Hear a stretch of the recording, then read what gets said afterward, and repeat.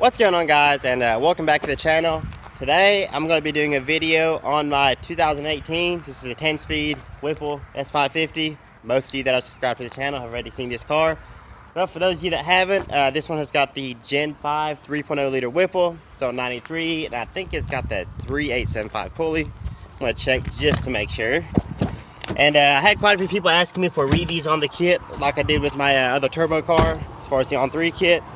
So I figured I'd make one today and show you guys what I think of it. Here you can see it's got the this is Gen 5 Whipple. It has got the heat exchanger here in the front, and the intercooler obviously on the Gen 5 is reversed. It's on top because it does not fit, or a Gen 3 will not fit on the Gen 3 Coyotes.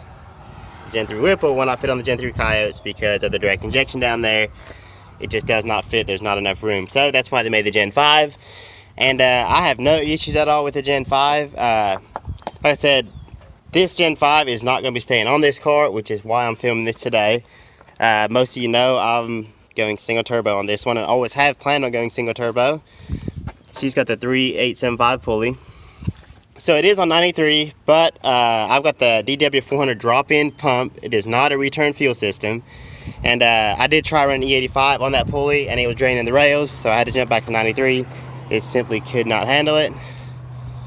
But as far as the Whipple itself, the fitment and the install, I don't think there's anything that installs as easily as this kit. It bolts in, everything's like a factory style finish.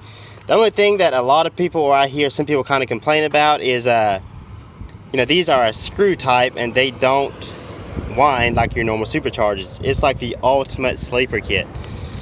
You don't hear it at all, but power wise, it is crazy the amount of power that it makes, or what it is capable of. I think I've seen people make up to 1100 and even closer to 1200 with this blower, which is pretty impressive. But for now, I'm going to start it up and we're going to take it for a drive.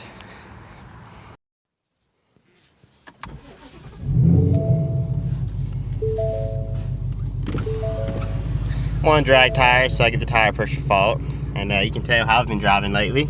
Wide open throttle everywhere.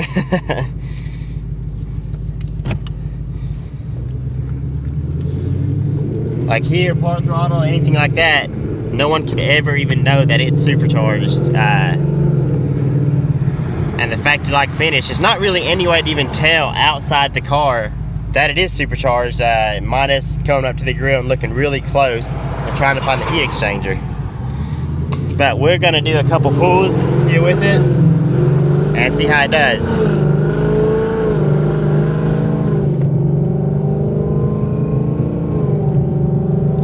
Get that traction control light off.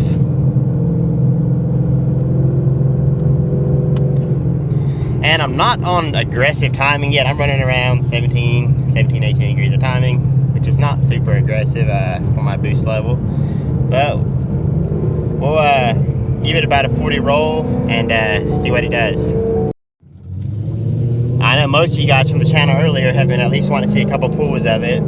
With no tracks open, it's hard to really do anything anywhere. But we'll give it about a 40. Just gonna let it shift by itself and put it to the floor. I was spun too much on that one. We'll try about a 50.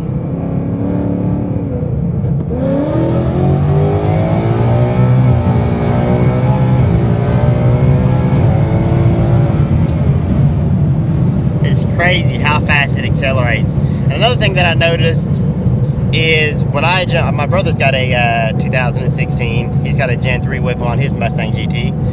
And the 10-speed is also what makes all the difference. You stay in your power band so much more than that 6R80 does. The 6R80 shifts, falls down, you know, builds boost up as the blower starts spinning up again. And this one, it just stays at its peak power. That is one of the major differences I noticed. And to me, this is one of the favorite cars I have had. This 10-speed makes the car.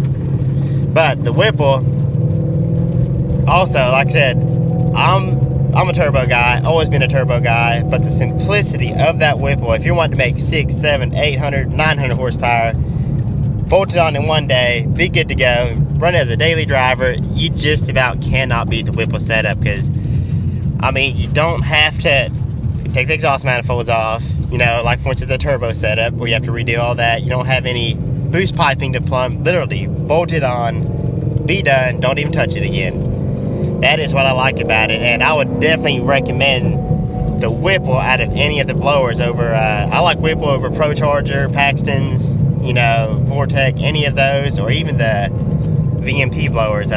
My preference is still the Whipple. You got the Edelbrock's out there, and again, I haven't done a lot of testing on the Edelbrock, but the Whipple to me, it just works every time. They don't really have any failures on them that I've seen, and they're really just hard to beat. They work good all around, and drivability on this one is great, which obviously is tuning, and everybody knows I tune on my own cars.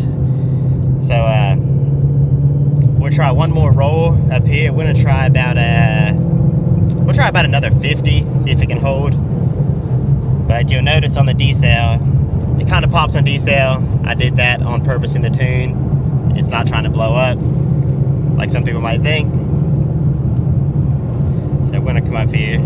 And remember, this thing is on drag tires. I've got the 305 ET Street R drag radials, and I've also got skinnies up front, but still not hooking.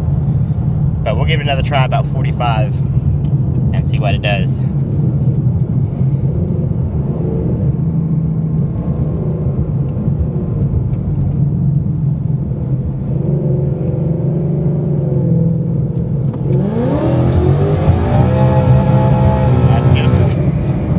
Just did a lot of spinning. It just laid down a bunch of black marks back there. We're gonna try another one. We'll try 50.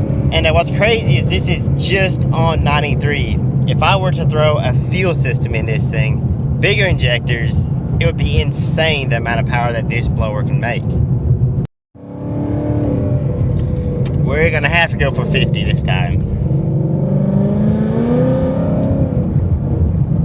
Right at about 50 right there.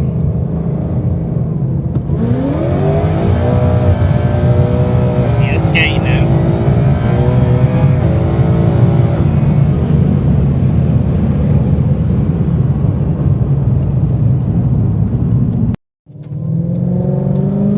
See where I did that pull here a little bit ago where I said it was spinning. Look at these marks right here.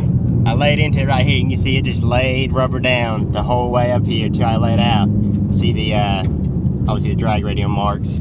I'll get out and take a look at those, and we'll see how these drag tires are looking.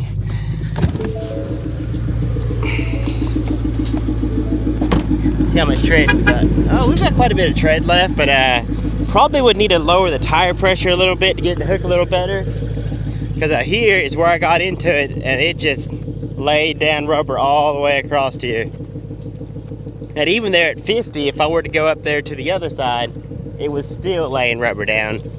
So hooking's definitely a big problem if you get a Whipple and a good tune.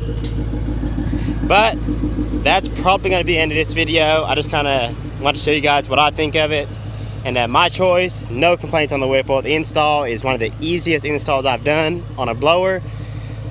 Anybody with basic tools can basically install this kit. It's designed to be easy, fits like a factory finish. So I've also been doing some tuning testing on the Whipple. I haven't seen many of these that are ghost cam. Some people hate ghost cam. I'm in between, you know, sometimes I run it, sometimes I don't. But haven't seen many Gen 5 Whipples on a ghost cam, so I figured I'd just go ahead and attach a video here of mine on the ghost cam. See what you guys think of it. It's not going to be released to customers yet. It'll be a bit before I get any little drivability issues worked out. But for now, go ahead and enjoy the video.